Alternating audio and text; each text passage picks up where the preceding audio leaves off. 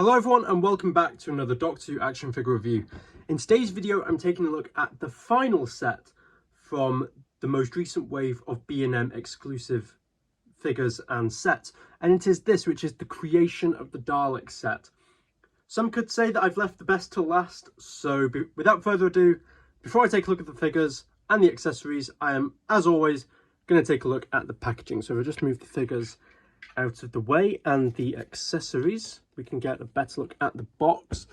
Now, one thing to note right from the off is that we've gone back to the window box with the plastic insert, which has been the norm for the Dalek sets and the figure sets for many years now. So it's nice to see that return.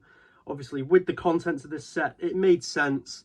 Had they gone with the new vacuum formed plastic bubbles that we've seen on the recent Dalek sets, I think the structural integrity and the quality of the figures might have been compromised. So it's nice to know that character have taken the steps to make sure that the figures are in the safe hands.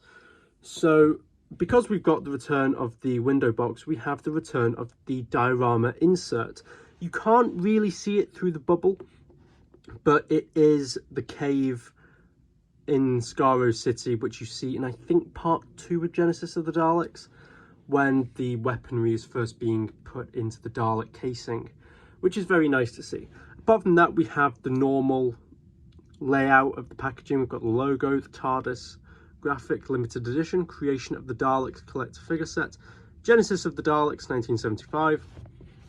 Got the TARDIS on the side. On the back, we have a write-up of Genesis of the Daleks. If you want to read that, go ahead and pause the video now. We've got includes Davros and Genesis Dalek with power pack accessories, which is very exciting. On the other side, we have the TARDIS again, the logo, and then on the top, we've got all the same write-ups as before. And there's not a great deal to say on the bottom, except for this little graphic, which shows that the Davros figure has a removable panel, which more on that in a second. So the packaging out of the way, we're going to go ahead and take a look at, let's start off with Davros, because this is one of the most anticipated releases, I think, from a B&M set, because the original Davros figure, which was released way back in 2011, which was available only in the Genesis of the Daleks 4-pack, has become a very rare and difficult to find figure. So it's really nice to see that this figure has been re-released and is now a much easier figure to find.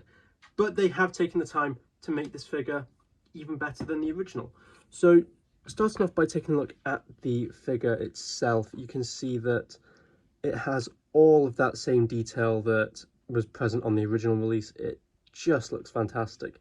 The sculpt is a dead ringer for how the mask looked in Genesis of the Daleks. We've got the nice headset with all the wires, but more on that when I come to compare this figure to the original. Got the torso with all the nice wrinkled crease detailing and the hand, which looks fantastic.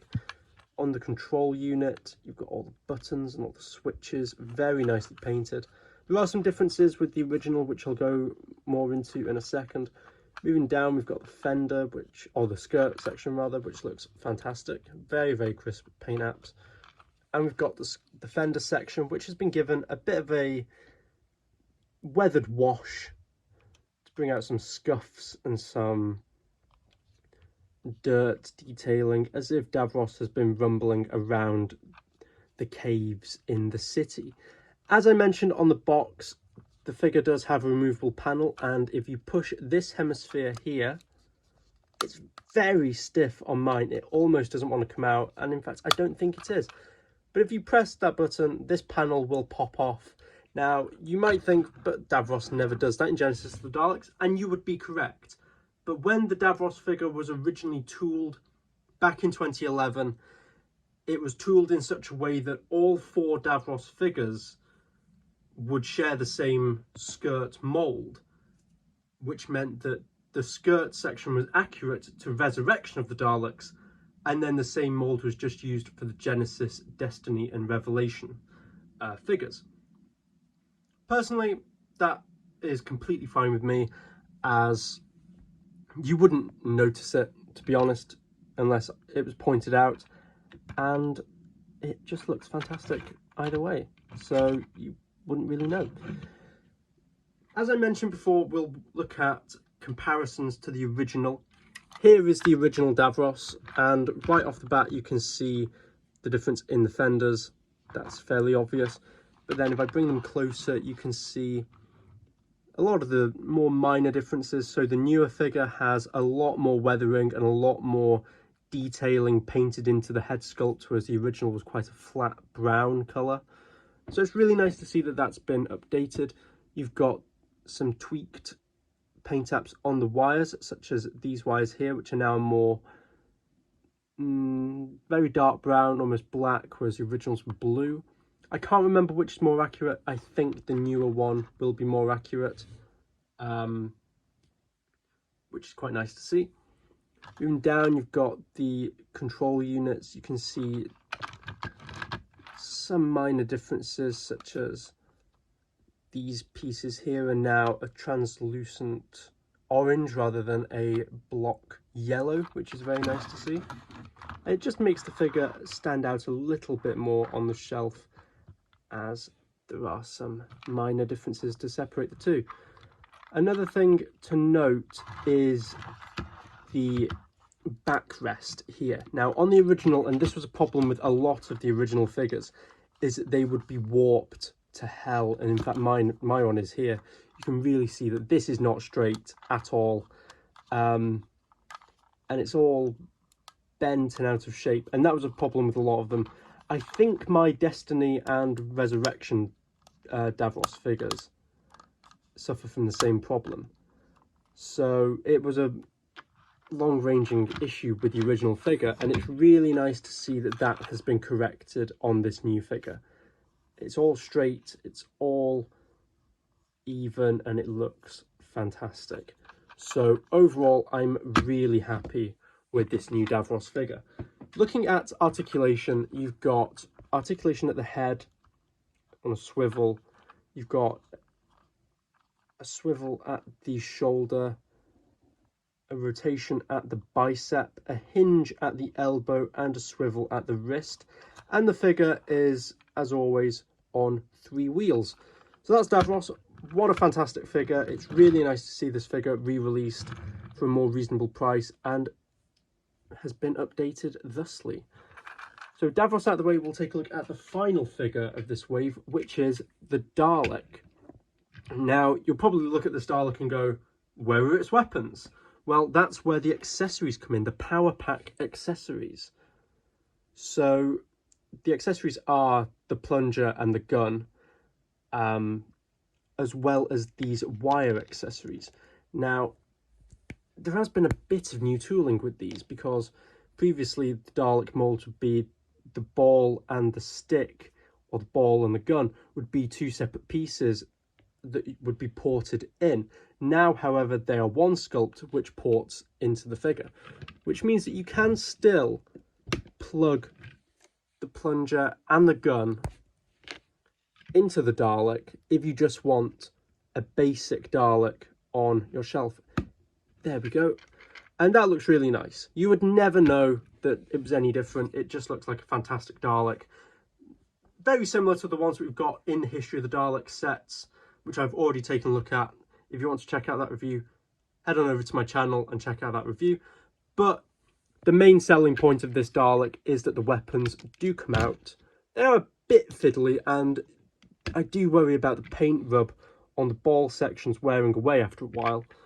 But then both plunger and the gun have these holes in the back of them in which these power pack accessories can be plugged in. Taking a look at these, they're fantastic. The detail is really nice. They've had a nice silver wash as well, which looks fantastic and just, yeah, looks terrific on the shelf. So once you plug these in, it gives you a whole manner of different display options. You can have the power packs being inserted into the Dalek, like so. You can have Davros holding one of the weapons, like he does in, I think, part 2 or part 3. To be honest, it's been a long time since I watched Genesis, so I can't quite remember. But it just adds a lot of creativity and a lot of variety to the shelf, and it just looks terrific. So taking a look at the rest of the Dalek, there's really not a great deal to say. It is your basic Genesis Dalek that we've seen in the History of the Daleks set. Got this nice new, really deep grey colour scheme going on here. We've got the eye stalk, which looks fantastic. The ears, which now have a white coating to them, which looks great. Got the oval in the middle. We've got the mesh and slat section. Got the hemispheres all very nicely painted, and the fender, which, much like Davros, has a dirty wash. Now, this kind of figure of the quote-unquote prototype Dalek has actually already been released many years ago. As part of the 50th anniversary, Toys R Us released a line of Dr. Dalek 2-packs, and one of the sets was the 4th Doctor and Dalek from Genesis of the Daleks, in which the Dalek didn't include the gun, or rather the gun was included, but just as an accessory. And this gun, if you see what I mean, came in 2 parts, so the ball and the gun were separate, which would be plugged into there. I have never plugged the gun into this figure because I've heard reports of the ball coming loose and then you're kind of stuck then. So it's really nice to be able to have an updated version of this Dalek on the shelf, and you can just see how much different the colour scheme is between the two and how much more accurate the new one is compared to the old one, which had a slight bluish tone, which looks far more prominent on camera, it has to be said. In person, it's just a lighter grey, but in camera, sorry, it looks very blue for some reason. So there we are. There's a small little comparison, and that just about wraps it up. Looking at articulation very quickly, it's your basic Dalek articulation. If you plug the gun and the plunger into this Dalek, it will have all the basic Dalek articulation. Obviously, got the eye, the dome, the plunger and the gun are on ball joints, and then it's on 3 wheels. So there we have it. There is my review of the creation of the Dalek set. And overall, I have to say, it's an absolutely fantastic set. Davros re-releases are some of the most anticipated releases when it comes to the B&M range. So who knows, maybe this will mean that we'll get Destiny of the Daleks, Davros re-releases, and Genesis and Revelation figures in the future.